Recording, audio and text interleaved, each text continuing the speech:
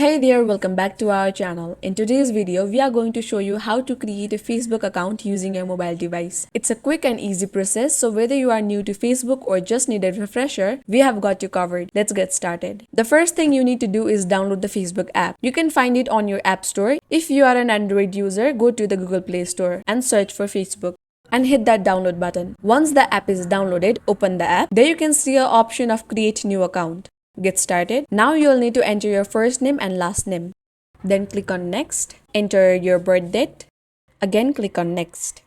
Choose your gender and your email address. You can register from your email or mobile number. Then next. Now create a strong password. Again next.